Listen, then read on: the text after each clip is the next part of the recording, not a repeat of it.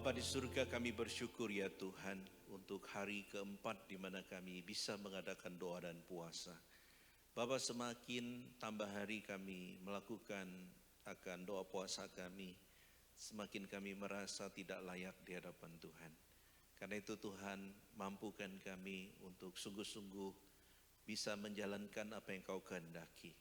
Karena itu Tuhan, hamba berdoa untuk setiap kami yang hadir pada malam hari ini, biarlah tatkala firman Tuhan diberitakan, setiap kami sungguh-sungguh diberkati dan kami dapat belajar sesuatu dari firman Tuhan.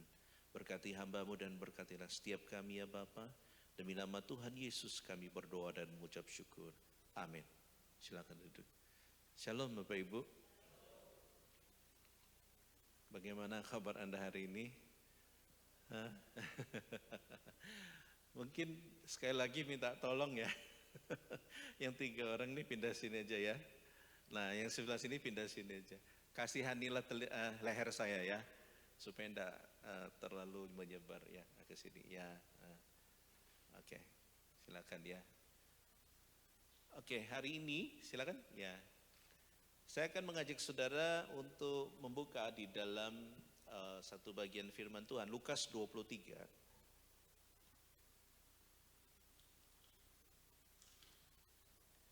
Saya tidak akan bertanya bagaimana puasa Anda hari ini ya.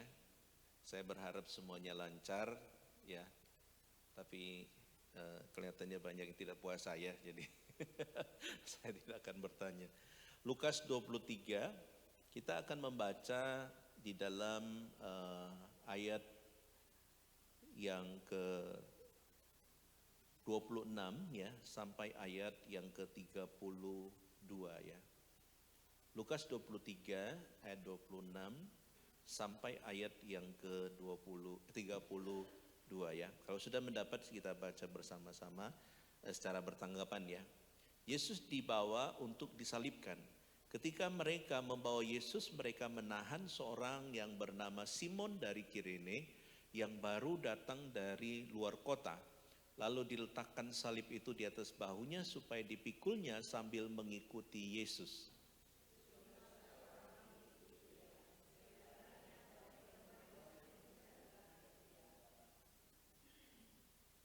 Yesus berpaling dan kepada mereka dan berkata, "Hai putri-putri Yerusalem, janganlah kamu menangisi aku, melainkan tangisilah dirimu sendiri dan anak-anakmu.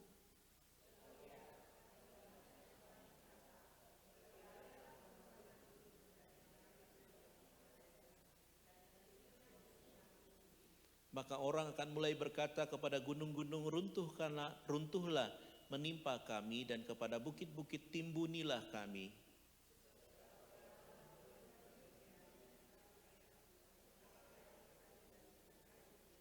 Dan ada juga digiring 2 orang lain, yaitu 2 penjahat, dan dihukum mati bersama-sama dengan dia." Demikian pembacaan firman Tuhan ya. Hari ini sudah baca renungan kita? Sudah apa belum tadi itu? Belum ya, atau sudah ya? Yang akan saya bahas ini di luar bahan renungan ya. Jadi saya akan mengajak saudara untuk sedikit merenungkan bagian apa yang kita sudah baca dengan tema kasih yang tetap melangkah ya. Nah saudara, ada sebuah cerita menarik ya di seputar tahun 2013 ketika ada sebuah gempa yang besar ya melanda sebuah kota di China namanya Sichuan ya. Kalau dengar Sichuan lo ingat apa? Makanannya ya. Sichuan tuh kalau tidak salah pedes-pedes ya makanannya. Nah, tadi pagi pun di Sulut kalau tidak salah kan terjadi gempa ya, betul ya. Nah, dan skalanya 7 kalau tidak salah ya. Nah, ini di atas 7 saudara ya. Jadi besar sekali.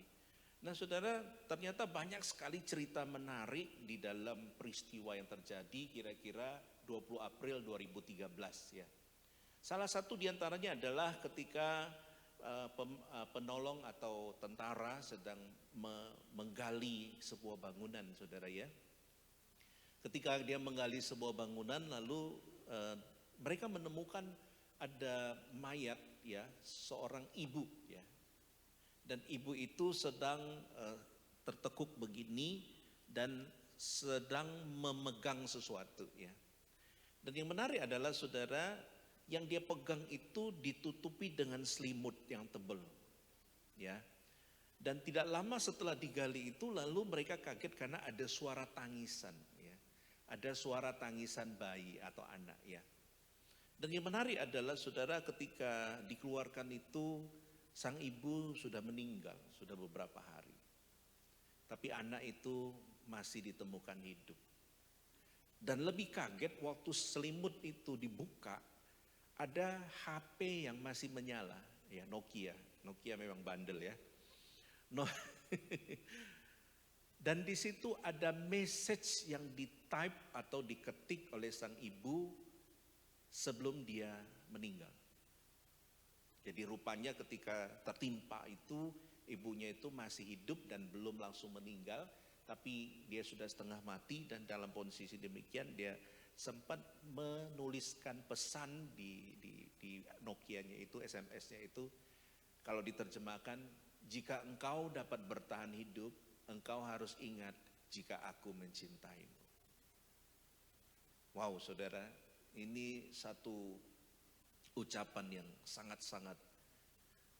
Bayangkan kalau anak ini sudah dewasa, dan kalau 2013 pasti anaknya sudah besar sekarang, ya. Kalau dia membaca atau dia mengerti cerita ini, dia pasti akan menangis, dia pasti akan sedih. Kenapa? Karena yang nulis ini adalah mamanya. Ya, mamanya ingin mengatakan, aku tuh sayang sama kamu. Saya kalau dengar kesaksian tadi Ibu Febri, saya yakin kalau disuruh tukar, ya, mending kita yang tabrakan, anak kita sehat, betul? Saya masih ingat waktu kalau tidak salah Mei ya, Sharon masuk RKZ waktu itu karena apa? Mau periksa, karena waktu itu belum tahu, kemudian ketahuan kalau dia itu usus buntu. Saya masih ingat saudara, waktu itu saya jaga, dan kemudian dalam kesendirian itu tiba-tiba ada tim doa dari gereja lainnya dan mengatakan, "Su, boleh enggak kami doakan?" Wah, saya menangis waktu itu. Saya menangis karena tunggu-tunggu orang Elion kok enggak datang. Enggak ada, guyon aja. Saya menangis karena waktu itu saya merasa, Tuhan, mending aku yang sakit, jangan dia. Karena kalau dia lagi kumat sakitnya itu, saya teriak-teriak sakit sekali gitu, ya. Karena waktu dioperasi ketika keluar itu sudah ada nanah. Ya, kalau tidak cepat itu sudah pecah gitu, ya. Nah, saya membayangkan ibu ini saudara, karena kasihnya dia mengatakan, anakku, aku mati tidak apa-apa, yang penting kamu hidup. Anakku, aku berkorban tidak apa-apa, yang penting kamu hidup. Itu namanya kasih, saudara, ya. Nah, saudara, akan tetapi saudara, kasih manusia itu biasanya ada satu konsep dunia yang dipegang, yaitu apa? Kasih itu ada batasnya. Ada amin?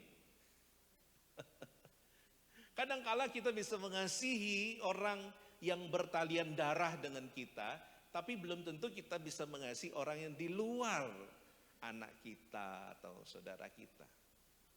Dan ini dikatakan kasih ada batasnya. Saat disakiti atau menderita, kasih biasanya akan berhenti.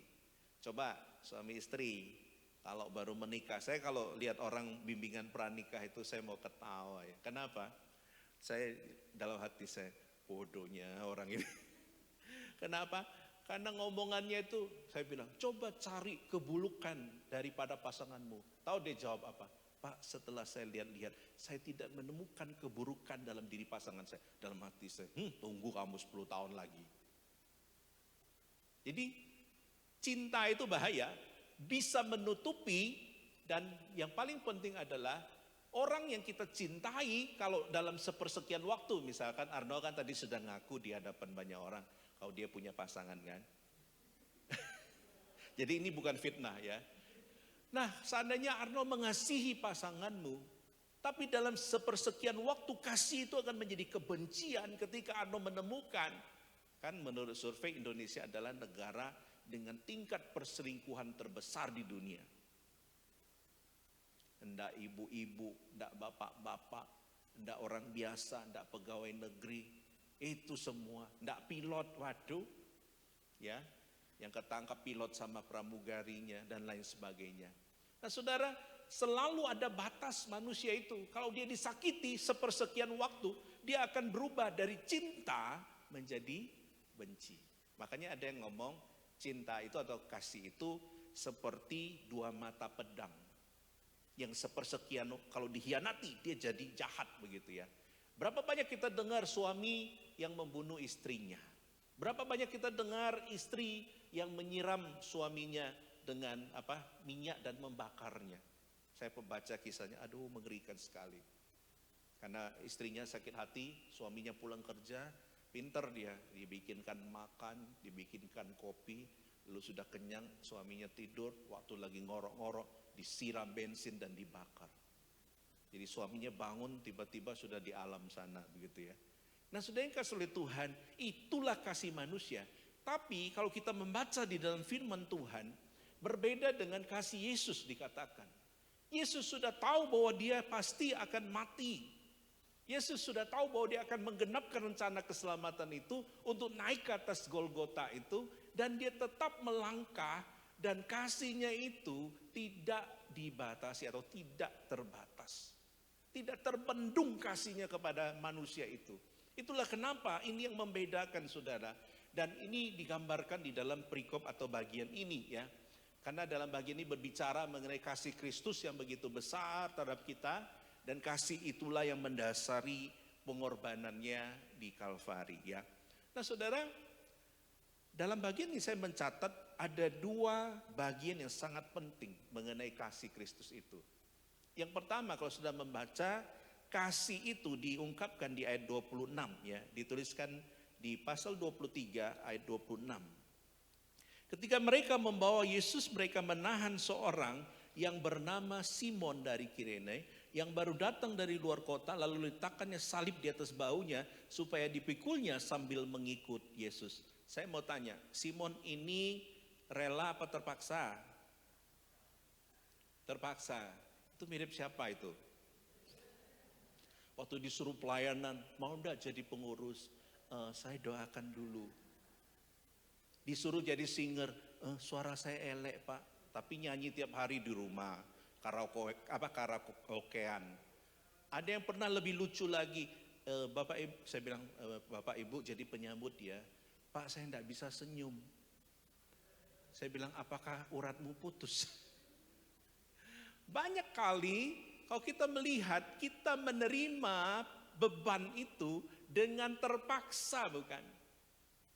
Dan ini gambaran daripada si Simon ini, dikatakan bahwa dia terpaksa. Kalau di dalam versi Lukas hanya dituliskan mereka menahan ya. Tapi kalau sudah melihat di dalam bagian lain ya, misalkan di dalam Markus 25 ayat 21, di situ dikatakan pada waktu itu lewat seorang yang bernama Simon orang Kirene, ayah Alexander dan Rufus. Nah disebutkan anak-anaknya ya, tidak bisa luput sudah ini ya. Yang baru datang dari luar kota, dan orang itu mereka paksa. Mereka paksa untuk memikul salib Yesus. Nah saudara yang kasih oleh Tuhan, kadangkala the power of kepaksa itu itu dahsyat ya. Kenapa? Kalau sudah melihat nanti selanjutnya begitu ya. Nah yang menarik dari bagian ini, kalau kita melihat ada catatan yang menarik. Kalau kita berbicara mengenai siapa, dikatakan namanya Simon, asalnya dari Kirene. Dia punya 2 orang anak, Alexander dan Rufus. Kemudian dia baru ada event, dia baru datang dari luar kota. Dan orang itu dipaksa untuk memikul salib Yesus ya. Nah yang menarik adalah kalau kita membaca bagian ini dalam Injil Sinoptik ya, kita dapat menemukan kata yang dipakai itu, nah meskipun tidak ditulis dalam Lukas, yaitu saya ingin menggarisbawahi kata terpaksa itu atau paksa itu saudara ya. Kalau kita melihat kata yang dipakai di situ, kalau dalam bahasa Grekanya ya memang kalau kita lihat diterjemahkan untuk memperkerjakan seorang kurir ya. Tapi kalau kita mendalami lagi, ini memperkerjakan dalam arti bukan dengan kerelaan begitu ya, tapi dengan terpaksa, dengan sedikit otoritas ya. Nah saudara yang kasih oleh Tuhan, itu berarti Simon memikul salib itu sebenarnya ada alasannya saudara ya. Kenapa kok tentara Romawi itu kemudian mengalihkan itu kepada orang lain? Alasan yang paling utama adalah bahwa Yesus pada saat itu, kalau dia dibiarkan terus-menerus demikian, besar kemungkinan Yesus itu tidak akan sampai ke Golgota itu. Kenapa? Karena ketika dia itu memikul beban itu, saudara tahu yang dipikul Yesus itu ada penafsir mengatakan itu namanya patibulum ya. Patibulum itu seperti kan salib ada begini ya. Nah ada penafsir ngomong yang begininya, yang horizontalnya itu ya. Tapi ada penafsir lain ngomongnya enggak sebentuk salib begitu ya. Tapi apapun itu saudara, itu beratnya itu berat sekali. Kalau di total itu sekitar 50-an kilo dari kayu kasar begitu ya. Bayangkan saudara, ketika Yesus diikat itu, waktu dia jatuh, dia tidak bisa menahan dirinya. Karena apa? Karena semalaman dia disiksa.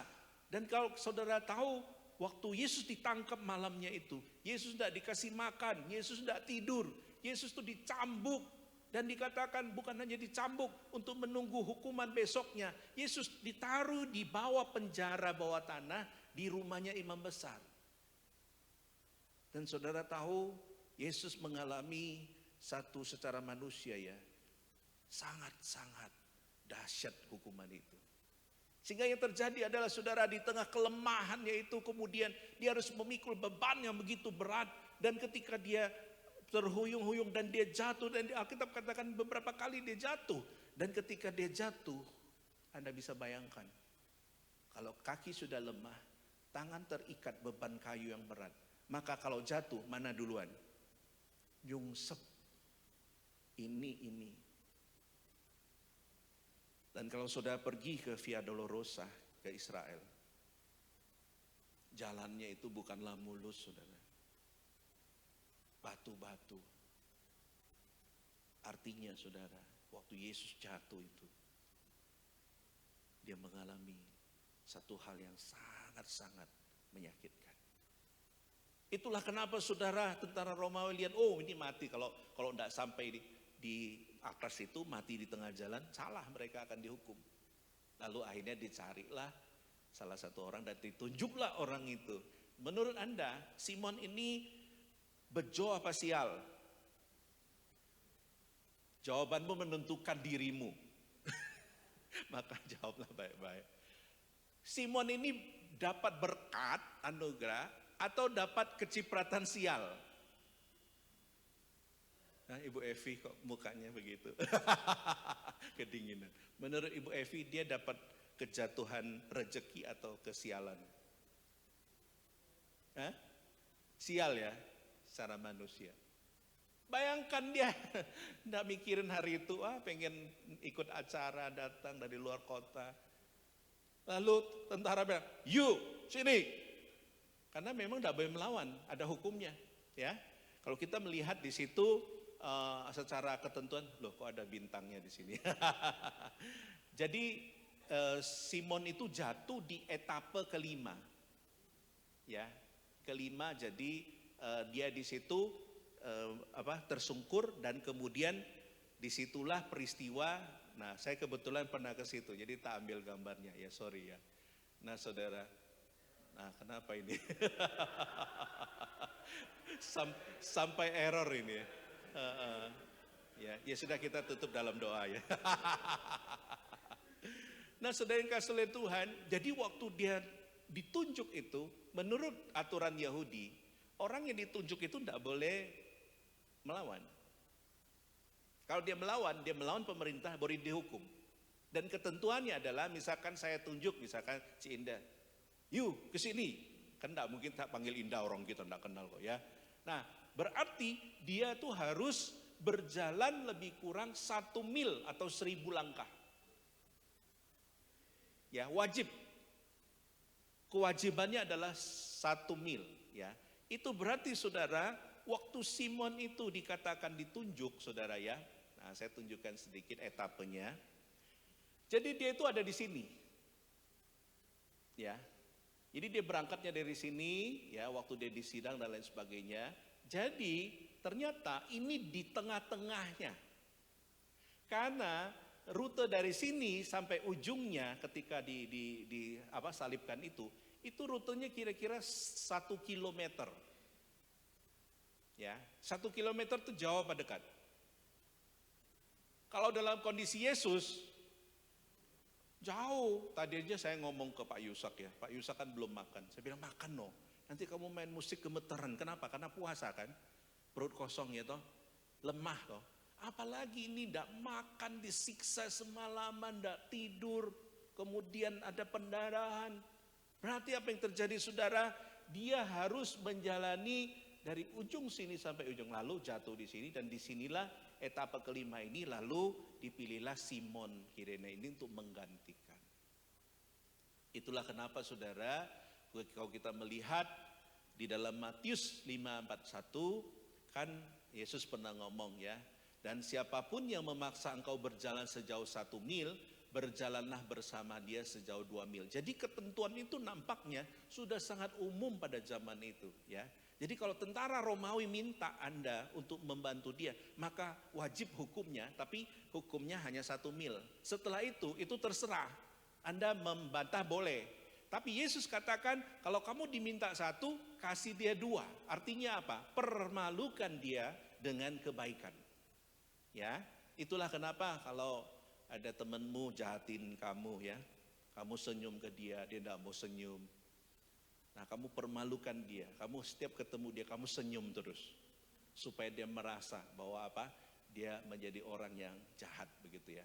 Itulah kenapa saudara, kalau kita bertanya seberapa jauh Simon memikul itu, ya kira-kira setengah kilo, karena etapa kelima itu separuh ya. Anggaplah hitung bodoh lah ya, 500 meter. Tapi kalau kita membawa, jangankan membawa patibulum ya, yang 50 kilo itu ya. Saya tidak bisa bayangkan saudara. Kita shopping aja belanja di mall loh. Atau pergi ke pasar Soponyono ayah. Kadang waktu belanja kita lupa kan, beli ayam, beli sapi, beli babi, beli apa. Waktu giliran bawa, waduh setengah mati. Makanya waktu saya ke pasar di Salatiga itu, ada namanya jasa pikul. Kalau di pasar sini tidak tahu ada enggak ya? Tidak ada ya. Di pasar tradisional di Salatiga itu banyak mbok-mbok yang bagian pikul-pikul. Ya. Nah, saudara yang kesulitan artinya apa saudara? Kalau kita melihat Simon ini melakukan sesuatu yang sebenarnya bukan menjadi tanggung jawab dia. Ya, dia datang ke situ bukan itu, tapi ketika dia ditunjuk, dia terpaksa melakukan itu. Dan yang menarik adalah William Barclay mengatakan bahwa yaitu tadi ya, ada yang begini salibnya, ada yang begini ya, yang gini itu namanya patibulum ya. Artinya bahwa beban yang dibawa itu 50 kilo, bayangkan 50 kilo itu berarti beras yang karung besar ya, betul? Semen satu sak berapa? 40. Semen satu sak itu berat loh. Ya, saya lihat tukang angkat tuh saya pikir ringan, tak angkat ketarik belakangku. Berat saudara ya. Ini 50 kilo bayangkan ya. Dan membawa itu setengah kilo perjalanan. Dan ini menjadi sesuatu yang luar biasa. Saya jadi ingat waktu 17-an kemarin ada pertandingan mengangkat istri ya. Saya lihat di TikTok lucu sekali. Jadi waktu berangkat ke sana, istri menggendong suami. Nah, ada satu tuh suaminya kecil, istrinya gede, jadi gampang aja. Waktu giliran balik saudara, suaminya sampai pontang-panting gitu ya. Ada satu yang kayak tentara, istrinya kan kecil, cuma diangkat satu tangan, bawa sambil lari begitu ya. Artinya apa saudara? Saya ingin mengatakan bahwa waktu Simon menjalani itu, mungkin dia pikir, waduh apes aku ini, mimpi apa tadi malam ini. Aku ini datang ke sini hanya untuk main-main, tapi kok mendapatkan ini begitu ya.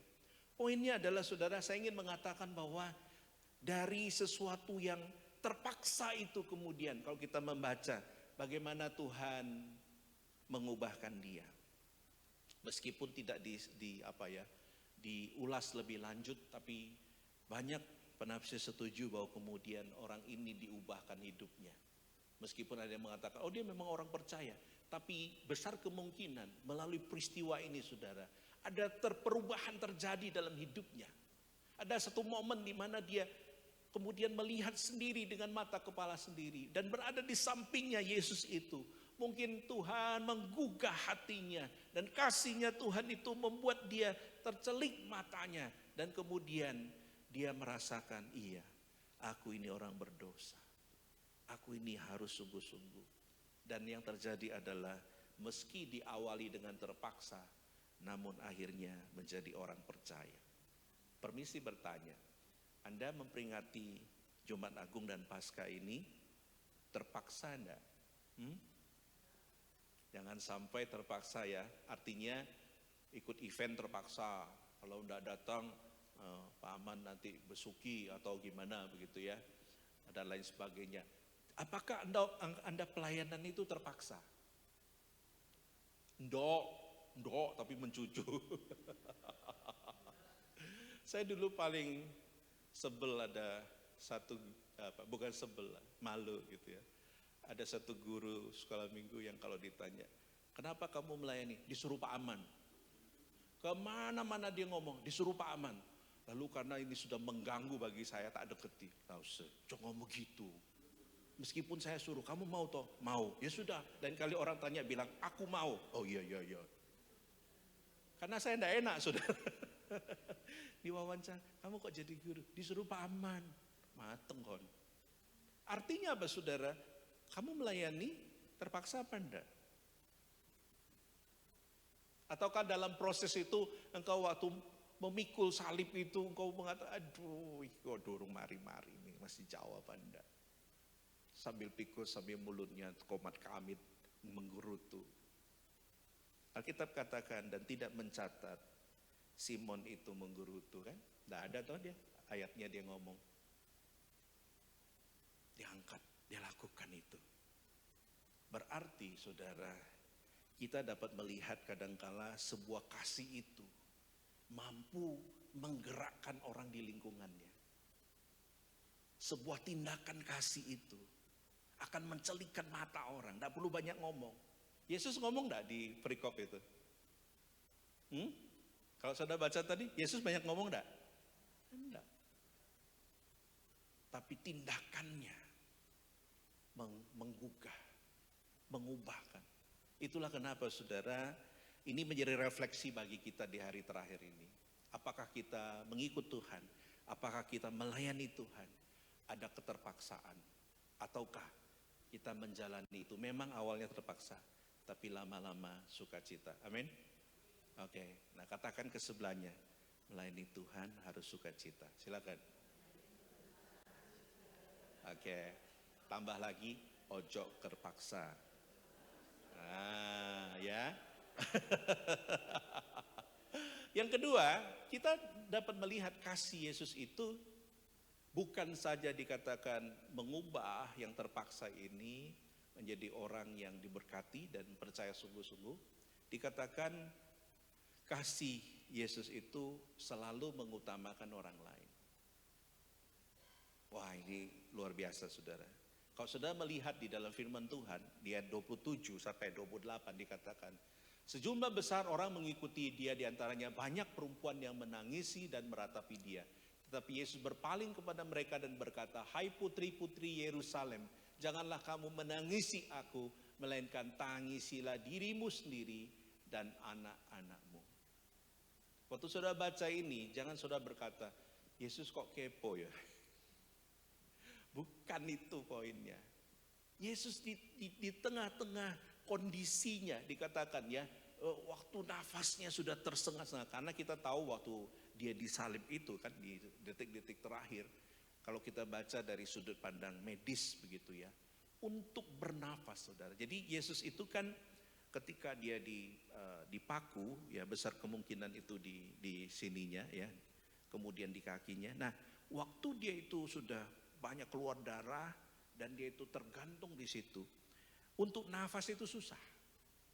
Jadi untuk bisa nafas dia harus mengangkat ya. Waktu dia mengangkat itu berarti kaki yang terpaku itu harus, dan itu sakit sekali. Bayangkan di tengah nafasnya yang tersengal-sengal, Yesus itu tidak fokus kepada sakitnya, kepada lukanya, kepada apa yang dia alami, tapi dia masih mengingat, putri-putri Yerusalem. Dia masih bisa ingat orang lain. Dia bisa masih concern terhadap orang lain yang khususnya belum mengenal Tuhan. Ini menjadi sebuah petunjuk atau sebuah indikasi dan sebuah teladan bahwa apa saudara? Ini jadi orang Kristen, ini menjadi sebuah apa ya? Sebuah peringatan bagi kita. Sadar tidak kita setelah COVID itu manusia itu semakin egois? Atau sebelumnya sudah egois ya? Tapi tambah COVID itu orang tambah menjadi egois ya. Dulu saya merasakan sendiri ya. Dulu kalau saya perkunjungan ya sebelum COVID itu orang tuh sangat welcome. Tapi setelah COVID ini kalau kita tiba-tiba datang ke rumahnya atau apa, itu banyak penolakan. Mulai dari yang paling halus sampai yang belak-belakan itu pernah saya alami. Bahkan baru-baru kemarin. Ketika kita mau datang, kita niat baik, kita ingin mendoakan. Tapi kita ditolak. Kenapa? Karena orang sudah tidak mikirin ini. Aduh repot Pak Aman datang ke rumah. Aduh ngapain sih didoakan, karena aku bisa doa sendiri. Jadi orang tuh sekarang lebih terfokus pada dirinya. Nah saudara yang kasih oleh Tuhan, ini firman mengingatkan kita. Kita tidak dalam masa-masa seperti itu, tapi dalam kondisi yang mungkin fine saja. Nah kita pun tidak bisa melakukan apa yang Yesus lakukan. Itulah kenapa saudara, kalau kita melihat di sini, kasih yang muncul itu karena apa? Karena dia ingin orang-orang yang belum mengenal Tuhan ini, orang-orang yang belum percaya ini, bisa percaya kepada Tuhan. Makanya dia berkata, janganlah kamu menangisi aku, melainkan tangisilah dirimu sendiri. Ya, saya mau tanya, setelah ayat ini, kan saudara, coba lihat Alkitabnya sekarang. Ya, 26 ya. Saya mau tanya, mulai ayat 27 sampai ayat 31, itu Alkitab ngomong apa? Ngerti apa ora? Jujur.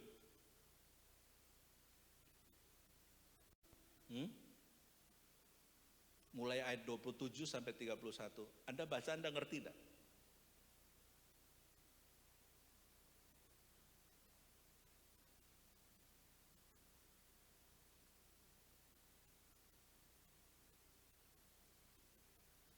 Baca bukan turu ya. Saya tanya Pak Christian lah yang calon mahasiswa teologi ini. Pak Christian baca gitu ngerti tidak kira-kira? Ngomong apa itu kira-kira? 27 sampai 31.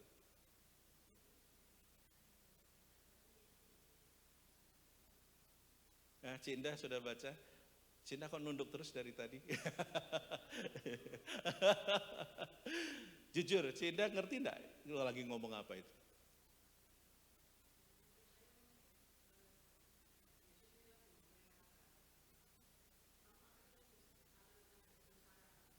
Betul. Cocok ini masuk Alkitab saat ini ya. Jadi sebenarnya saudara, kalau kita membaca selanjutnya, di situ sedang ada sebuah gambaran ya, kesusahan yang akan datang bagi orang yang tidak percaya. Dan saking menderitanya orang yang tidak mengenal Tuhan, dia akan dikatakan di situ, sebab lihat akan tiba masanya orang akan berkata, berbahagia perempuan yang mandul, yang rahimnya tidak pernah melahirkan, dan yang susunya tidak pernah menyusui. Ini kan aneh gitu ya. Terus yang kedua, maka akan mulai berkata kepada gunung-gunung, runtuhlah menimpa kami, dan kepada bukit-bukit timbunilah kami. Harusnya kalau orang doa kan tidak begitu toh, jauhkanlah kami dari sesuatu yang jahat kan. Tapi kenapa disebut di situ? Ini adalah sebuah gambaran orang yang tidak mengenal Tuhan dikatakan. Saking dia akan menderita hidupnya nanti, itu dia akan mending aku mati wes. Ya, itulah kenapa Yesus ingin memberitakan berita anugerah kepada mereka. Percaya, cepat-cepat terima Tuhan Yesus. Kenapa? Kalau saudara lihat waktu Yesus disalib, ada berapa orang yang mendampingi dia yang disalib juga? Kanan dan kiri. Itu namanya siapa?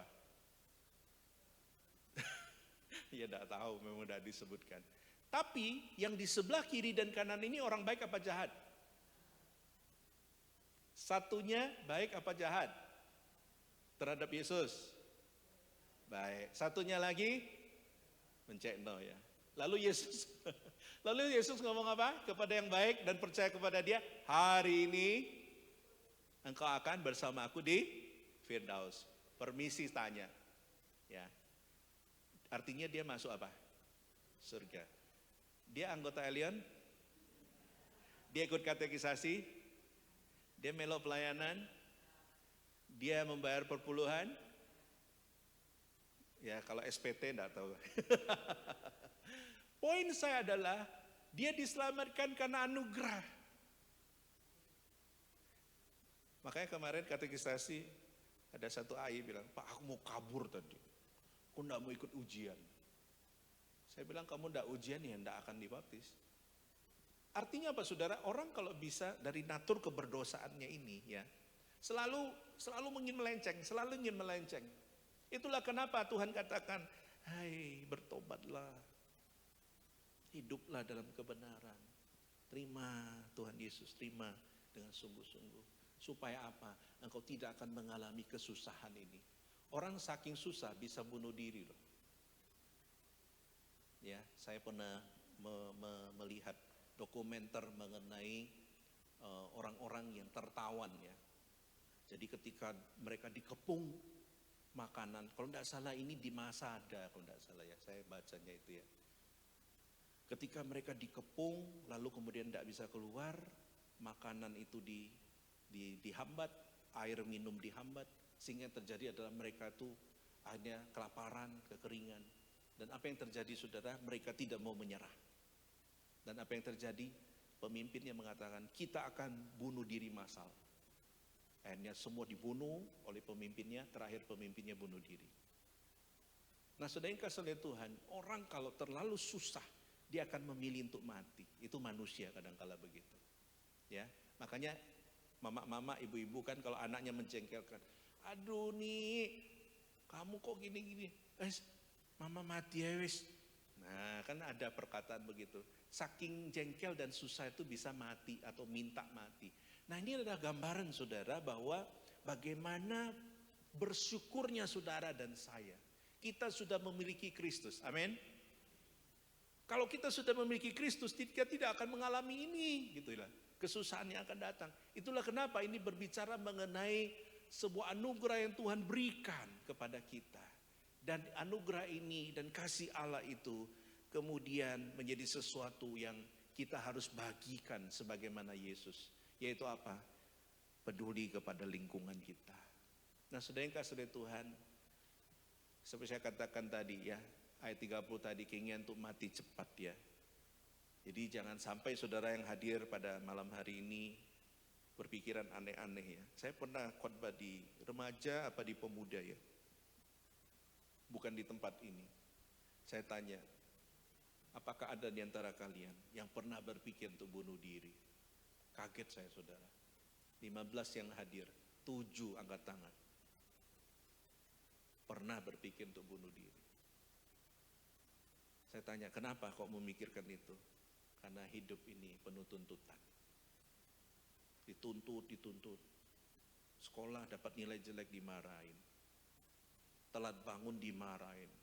Pulang kecepatan dimarahin juga.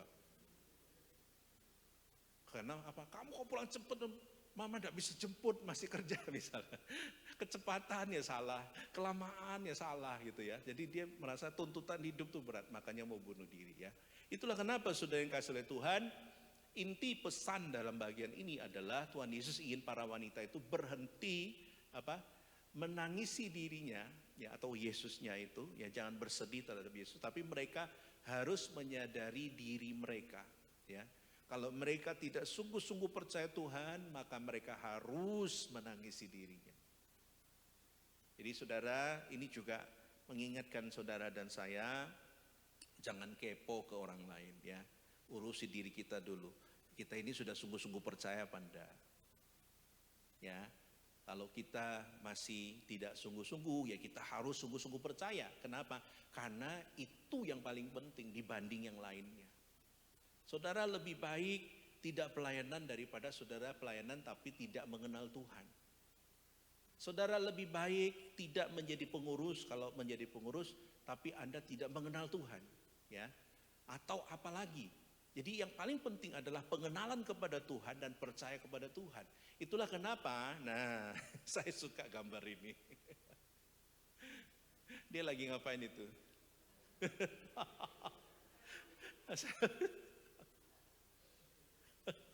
Saya waktu lihat foto ini, cocok ini. Kasih itu jangan pura-pura. Ini kan pura-pura Simon-Simonan ini. Bantu Yesus tapi di selfie dulu lalu di post ya kan. Mungkin setelah itu ditinggal. Yesus saja mukanya tuh lihat. Apaan sih orang ini mungkin ya. Makanya ingat, kita harus belajar dari kasih Yesus, kasih yang sungguh-sungguh, kasih yang ditentang dia tetap maju, kasih yang ditolak dia tetap maju, kasih yang terus melangkah, kasih yang tidak membutuhkan apresiasi, pujian, tepuk tangan. Yesus itu tidak membutuhkan itu. Makanya saudara, kita harus belajar ini. Kasih itu tidak boleh pura-pura.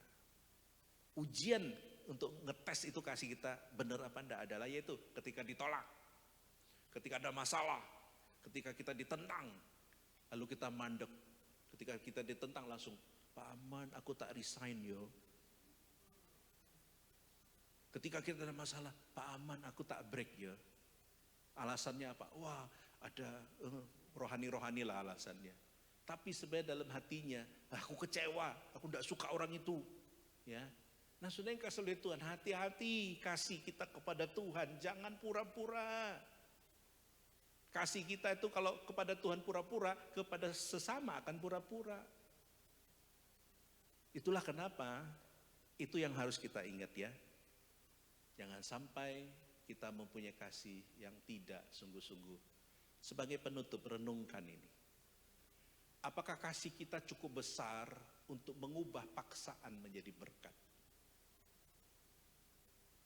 Artinya mungkin Anda sekarang dalam kondisi ada sesuatu yang mungkin Anda terpaksa.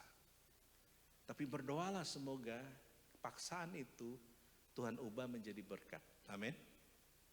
Dan tetap mempedulikan keselamatan rohani orang lain. Mungkin kondisi Anda pun sekarang sendiri sedang dalam kesulitan. Dan ini tidak mudah. Saya pernah dengar kesaksian seorang hamba Tuhan, dia masuk rumah sakit. Dalam kondisi infus masih nempel, kondisinya itu masih sakit.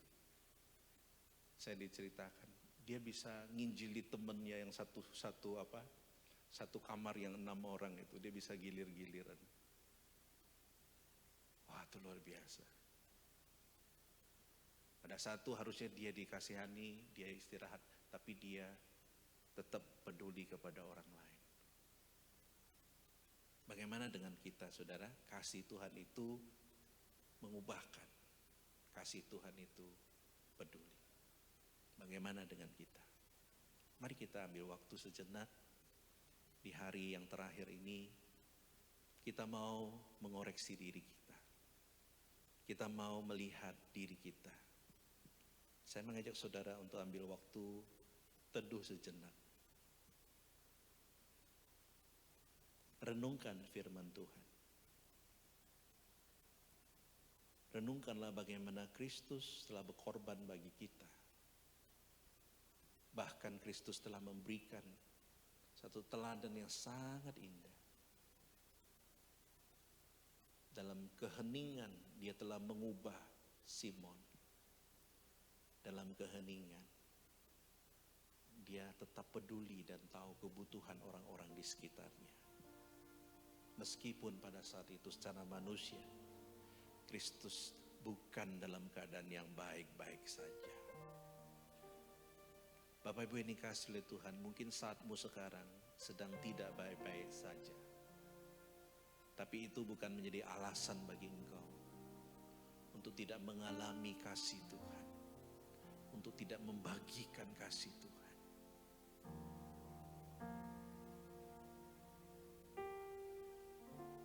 Berdoalah Bapak Ibu, supaya hidup kita dapat memiliki kasih yang tidak terbatas itu. Kasih yang terus melangkah itu. Meskipun banyak tantangan, penolakan, masalah, kita memilih untuk mengasihi seperti Kristus.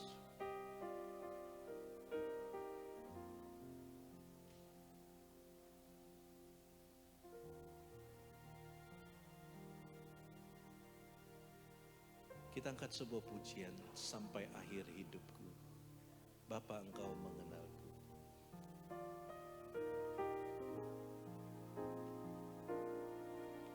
Bapa, Engkau mengenalku. Mari kita bangkit berdiri. Lebih dari siapapun Engkau tahu ceritaku dan isi hatiku. Tak peduli masa lalu, tak peduli masa lalu, Engkau tetap memilihku. Bahkan ku sempurnakan jadi karya yang indah. Katakan, kini aku percaya, kini aku percaya, tiada yang mustahil bagimu. Kuasamu kuatkanku, dasarku berharap. Ini aku berserah, ini aku berserah pada rancanganmu bagiku. Ku ikuti panggilanmu dan setia sampai akhir hidup. Saudara yang kasih oleh Tuhan, saya ingin bertanya bagi saudara, siapa yang selama ini mungkin ada keterpaksaan di dalam melayani Tuhan, ada keterpaksaan di dalam mengikuti ibadah, ada keterpaksaan di dalam melakukan hal-hal rohani. Tapi setelah dengar firman Tuhan berkata, Tuhan ampuni aku. Aku mau sukacita dengan rela dan tulus melakukan semua itu karena Engkau telah berkorban bagi aku. Dan mulai detik ini aku berjanji di hadapan-Mu, aku mau sungguh-sungguh ikut Tuhan. Aku mau ikut Tuhan dengan sukacita. Yang berkata demikian, angkat tanganmu, saya mau doakan saudara. Apakah ada di antara saudara? Puji Tuhan. Apakah ada di antara saudara bertekad dengan sungguh-sungguh? Tuhan ampuni aku. Tuhan tolong aku. Yang ada saudara bertekad di hadapan Tuhan, supaya itu tidak menghalangi bagi saudara. Dan yang kedua, saya ingin bertanya, apakah saudara berjanji di hadapan Tuhan, sesusah apapun hidupmu, engkau mau memberitakan kasih Tuhan kepada orang lain. Engkau mau menjadi saksi Tuhan kepada orang lain. Dan kau mau pakai sisa hidupmu untuk kemuliaan Tuhan. Yang berkata demikian, angkat tanganmu, saya mau doakan. Puji Tuhan, puji Tuhan, puji Tuhan, puji Tuhan. Kini aku berserah, kini aku berserah pada rancangan-Mu bagiku. Ku ikut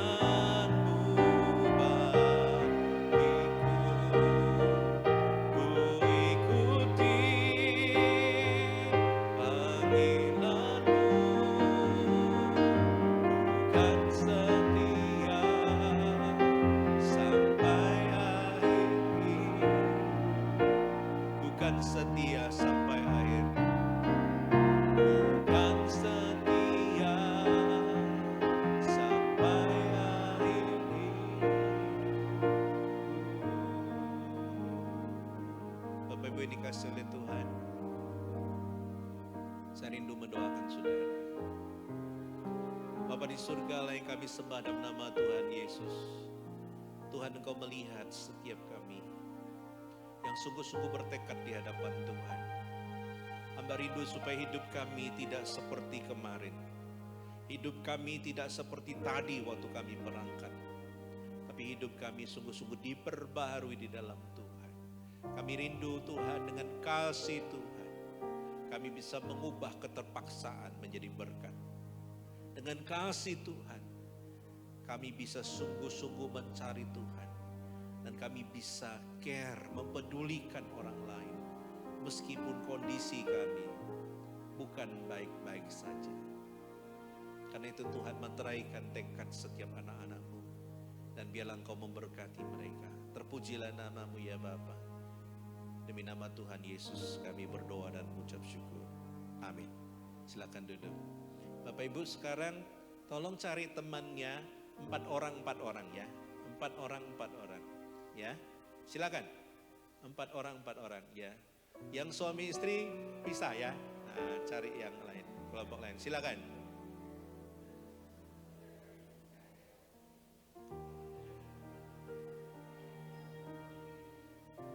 Oke, 4 orang. Kita angkat pujian tak satu pun ya. Sambil kita mempersiapkan diri.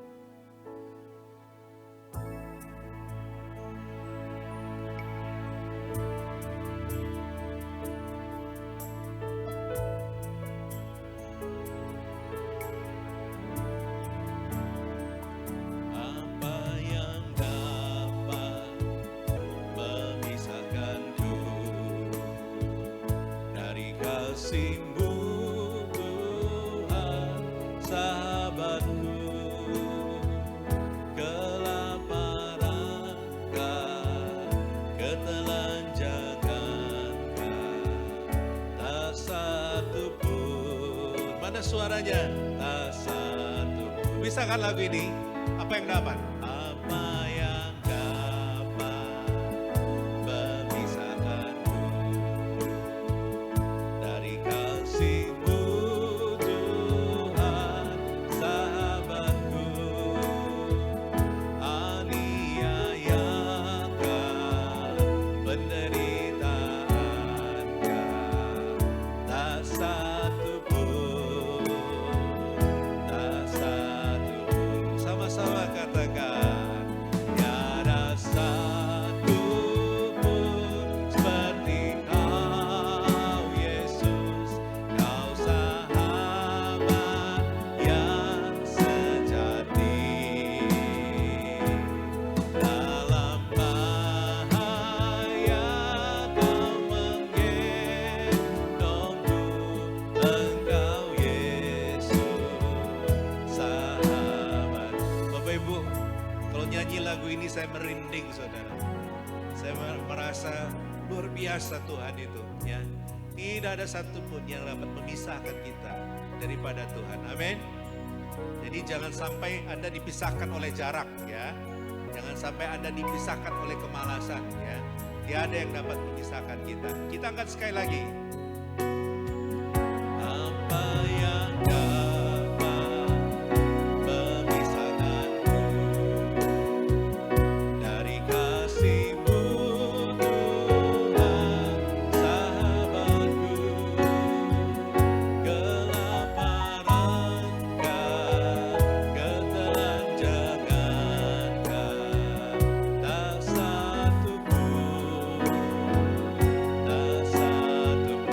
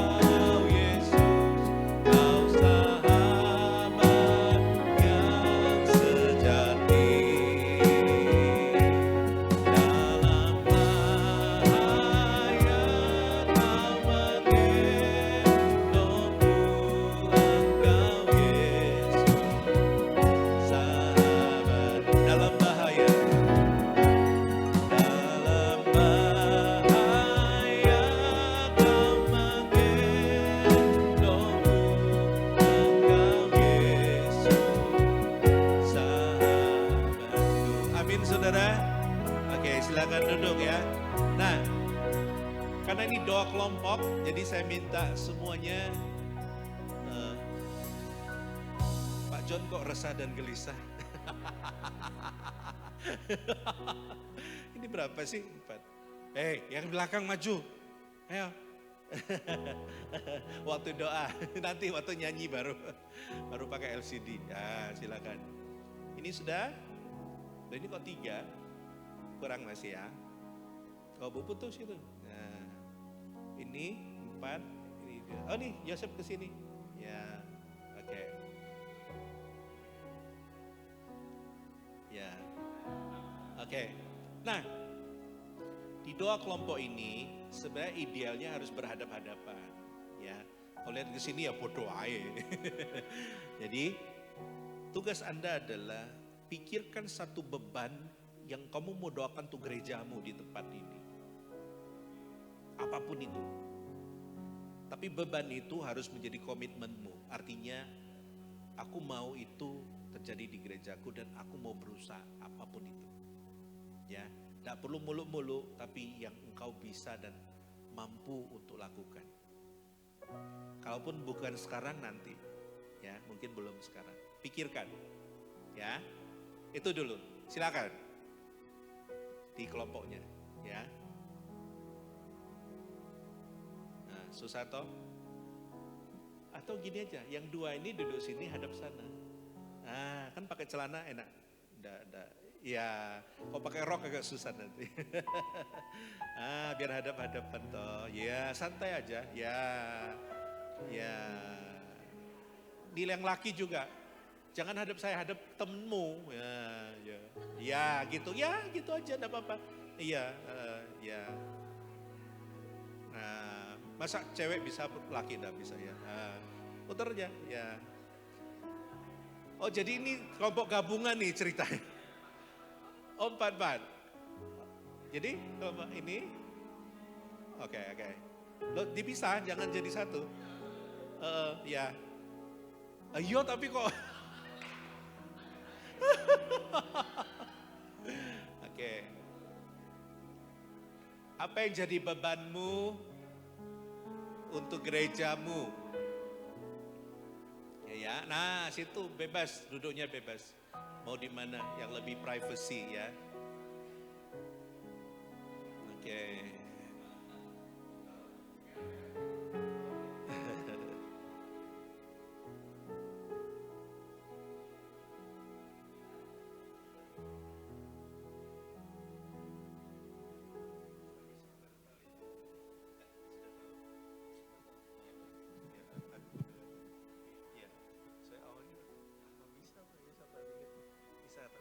Pernah dengar kan ya? Lama ya sudah. Jarang ya. Thank you.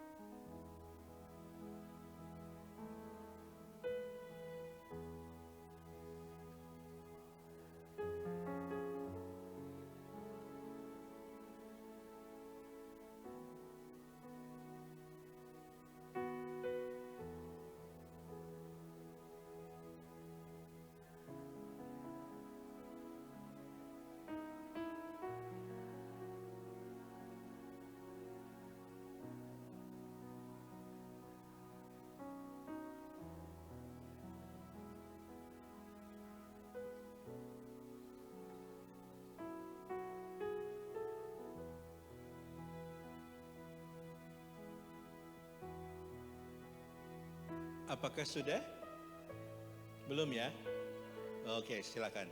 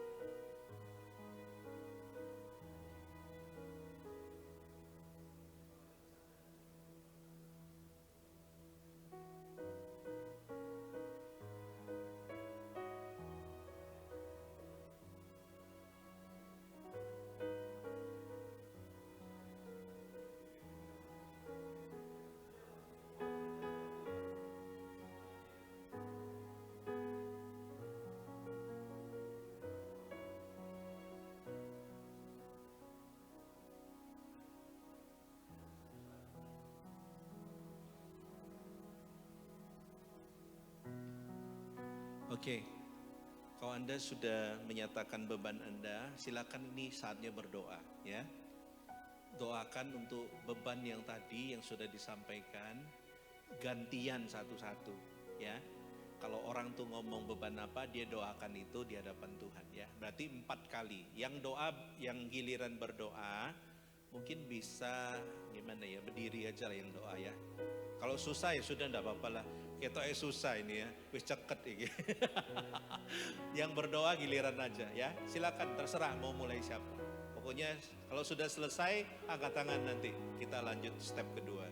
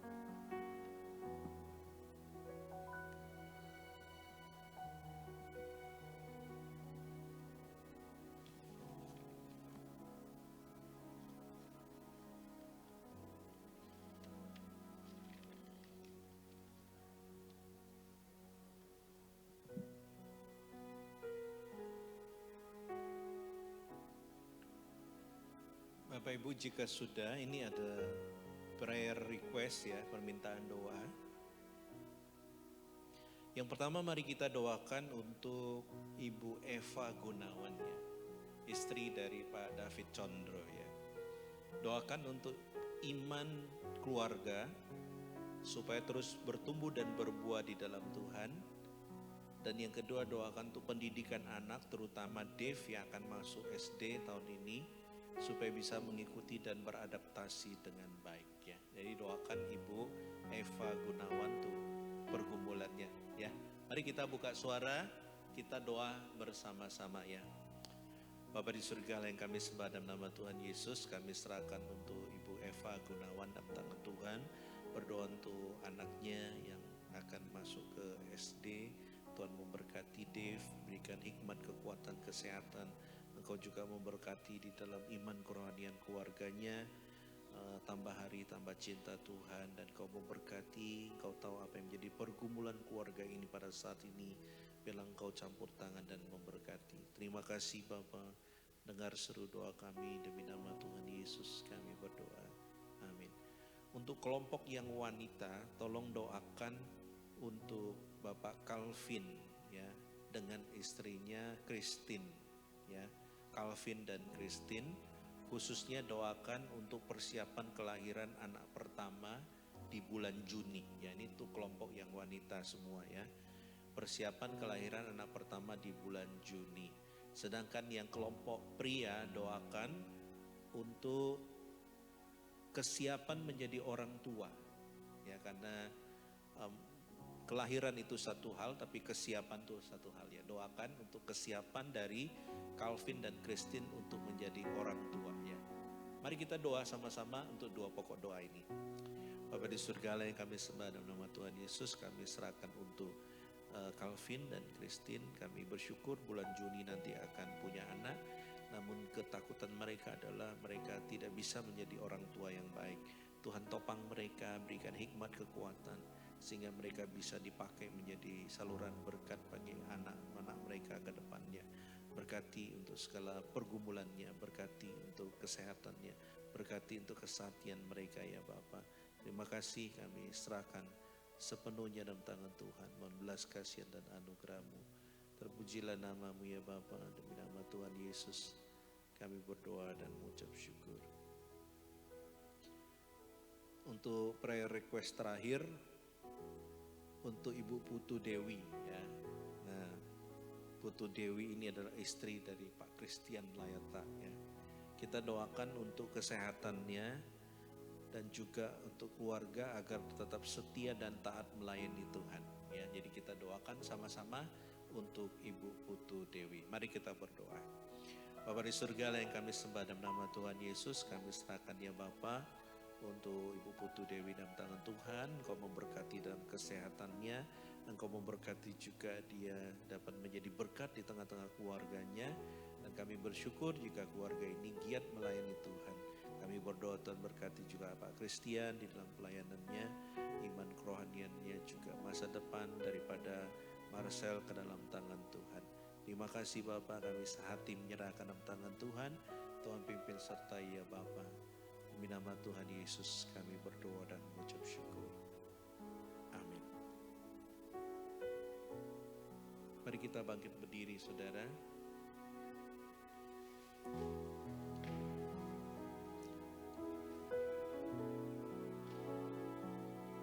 Kita nyanyikan sekali lagi ya. Apa yang dapat memisahkan?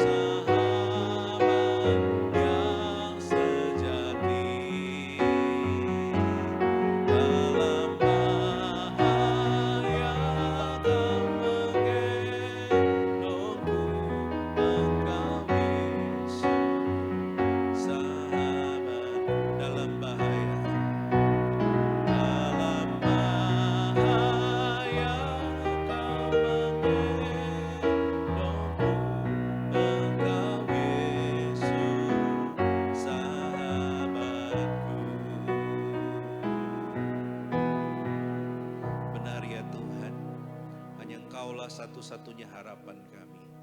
Dan pada saatnya Tuhan, kami hamba mendoakan untuk setiap kami yang hadir. Tuhan, bilang Kau topang mereka ya Bapa, dalam segala kerapuhan dan kelemahan mereka. Kuasa-Mu menjadi sempurna. Mungkin mereka sedang bergumul dengan duri dalam daging, untuk segala kelemahan-kelemahan, untuk segala keterbatasan yang mereka alami, dan sakit penyakit, pergumulan pekerjaan, keluarga, relasi. Dan kami berdoa Tuhan, Engkau tahu itu. Dan di doa puasa hari terakhir ini, Tuhan, kiranya Engkau kabulkan doa mereka. Engkau jawab doa mereka ya Tuhan, sesuai pada kehendak-Mu. Dan Engkau memberkati untuk apapun yang mereka minta di dalam nama-Mu. Dan hamba bersyukur, hamba sudah mendoakan untuk pokok-pokok doa secara pribadi bagi jemaat-Mu. Biarlah Engkau mengabulkan sesuai dengan waktu dan kehendak-Mu ya Bapa. Terpujilah nama-Mu.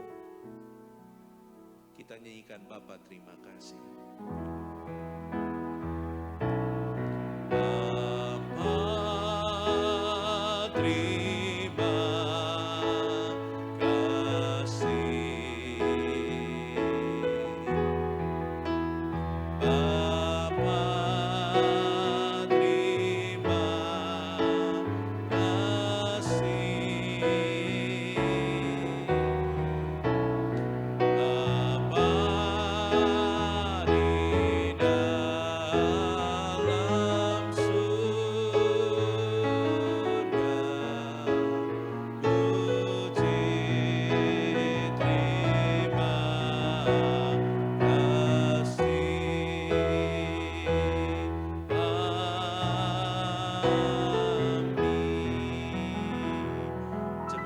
Oleh Tuhan, pulanglah, dan kiranya kasih karunia daripada Allah Bapa, Putra dan Roh Kudus akan menyertai kehidupan kita sekalian, mulai malam hari ini, bahkan terus seterusnya, dan bahkan sampai selama-lamanya.